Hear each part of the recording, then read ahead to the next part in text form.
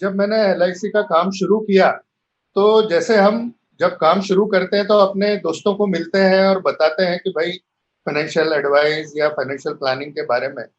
तो जब भी एलआईसी के बारे में बात किया तो उनका टोटली रिलक्टेंस आता था कि नहीं यार एलआईसी के बारे में बात मत करो। तो शुरुआत में तो अब हम भी उतने कॉन्फिडेंट नहीं रहते कि यार ये एकदम से नहीं बोल रहा है, लेकिन मैं भी उनसे दोस्ती तो कंटिन्यू थी, मुलाकात जारी थी। तो मैं मिलता रहा, उनसे बात करता रहा। तो आगे की मीटिंग में जब मैंने पूछा कि यार एलआईसी से तुमको क्या प्रॉब्लम है या क्यों नहीं करना चाहते, तो उन्होंने दो चीज बोली कि एक तो एजेंट लोग सर्विस नहीं देते हैं और दूसरा इसमें रिटर्न नहीं आता है। तो एजेंट सर्विस क्यों नहीं देते, मैंने तो ऐसा देखा है एलआईसी में कि एडवाइजर दूसरों की पॉलिसी जो सर्विस नहीं देते वो भी खुद सर्विस देते हैं। तो ऐसा तो नहीं होना चाहिए। तो मैंने उनको पूछा कि भैया तुमने जो एडवाइजर से जिससे तुमने लिया था उससे कुछ रिबेट लिया था क्या, कुछ कमीशन लिया था क्या? तो बोले हाँ ये तो नॉर्मल है, सभी जने लेते हैं, तो मैंने भी लिया था। मैंने कहा भैया जब तुम उससे पूरा ही उसकी आमदनी ही ले लोगे तो वो सर्विस तुम्हारे को क्यों देगा? तो पहली चीज तो ये बंद करो कि किसी से भी रिबेट लेना मत लो। आप अपना बिजनेस करते हो, उसमें आप आपका प्रॉफिट लेते हो, तो वैसे ही वो एडवाइजर की भी वो इनकम है। तो एक तो उसका ये जो ऑब्जेक्शन था कि वो एडवाइजर सर्विस नहीं दे रहा, तो मैंने उसको समझाया कि भाई इस कारण से एडवाइजर आपको सर्विस नहीं देते, ठीक है जाने दो।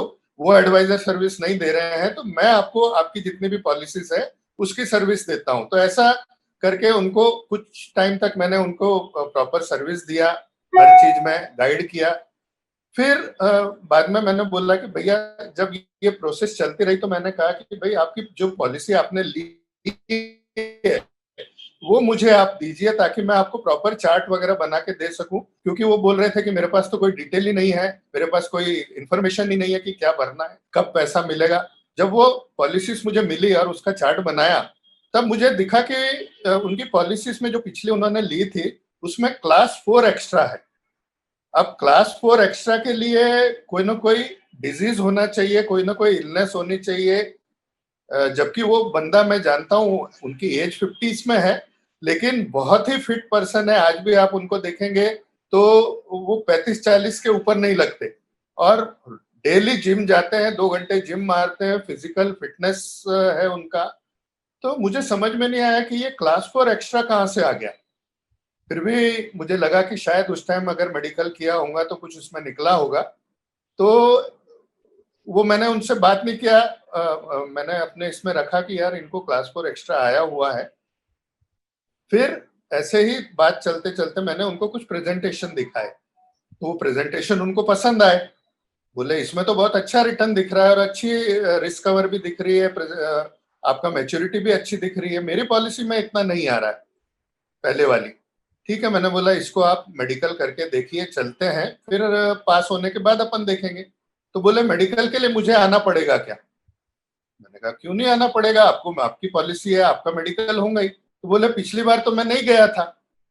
तब मुझे समझ में आया कि उनको क्लास 4 एक्स्ट्रा क्यों लगा, क्योंकि हो सकता है कि जिस बंदे को खड़ा करके मेडिकल कराया गया हो उसमें कुछ प्रॉब्लम हो और उसका कारण ये क्लास 4 एक्स्ट्रा इनको आ गया हो।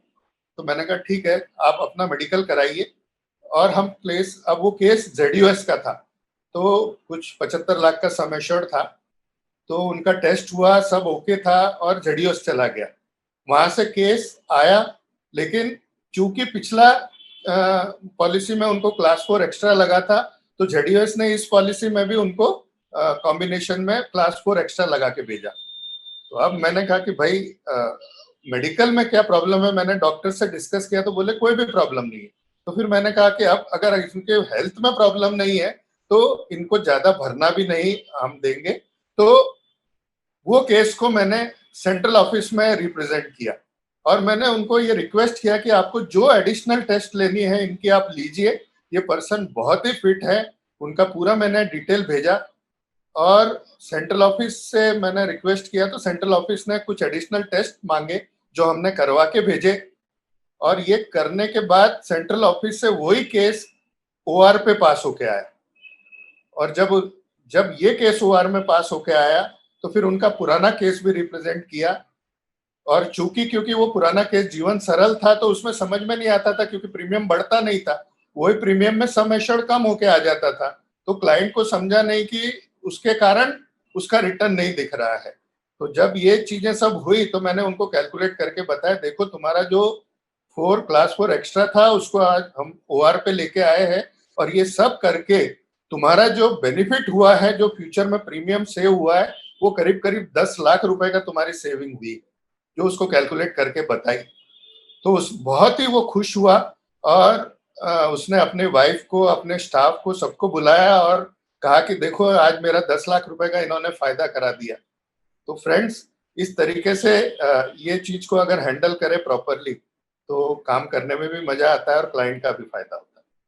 मेरा हमेशा से ये और मेरे गुरुओं ने मुझ में डाला है कि आप कोई भी काम करो, उसमें सबसे पहले आपके क्लाइंट का क्या बेनिफिट होता है आप वो देखो। What is good for my client, only that is good for me.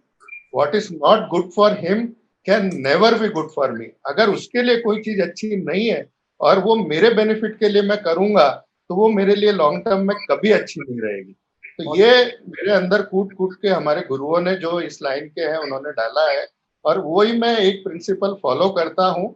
और दूसरा प्रिंसिपल आपको पहले भी बता चुका हूँ कि मुझे मेरे क्लाइंट से क्या मिलता है वो सेकेंडरी है, मेरा क्लाइंट मुझसे क्या लेके जाता है वो प्राइमरी है।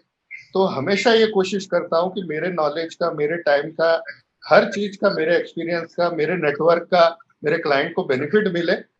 अपने को तो जो मिलता है वो बाय प्रोडक्ट में भगवान की दया से बहुत ज्यादा मिलता है। क्या आप जानते हैं BITV का नेशनल मेगा शो ये एक इंटरनेशनल लेवल का ऑनलाइन शो है, जिसमें आपको अपने देश के फास्ट ग्रोइंग एजेंट से लेकर दूसरे देश के टॉप एजेंट को सुनने का मौका मिलेगा, उनके बिजनेस ट्रिक को जानने को मिलेगा। हमारे अपने देश के टॉप ट्रेनर्स, फाइनेंशियल एडवाइजर्स और सक्सेसफुल बिजनेसमैन को भी सुनने मिलेगा। उनकी स्ट्रेटजीज, सिस्टम्स, प्लानिंग, एक्सपर्टीज़ के बारे में डिटेल में जानकारी मिलेगी। साथ ही इस कंपटीशन के जो टॉप 10 इन्फ्लुएंसर होंगे, उनकी इस एक साल की बिजनेस परफॉर्मेंस जर्नी को भी करीब से जानने का मौका मिलेगा। ये एक 4 दिवसीय नॉलेज और टैलेंट से भरा हुआ शो है। वैसे तो इस 4 दिवसीय शो की कॉस्ट 5,000 रुपये है, लेकिन यदि आप 30 दिसंबर से पहले आपका टिकट बुक करवाते हैं तो ये शो आपको सिर्फ और सिर्फ 1,200 रुपये ही कॉस्ट करेगा।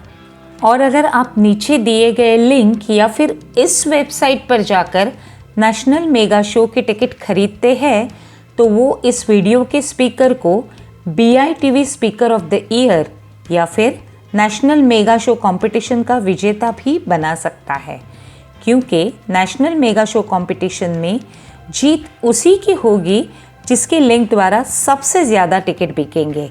नेशनल मेगा शो की अधिक जानकारी के लिए आप www.bitv.in पर विजिट करें।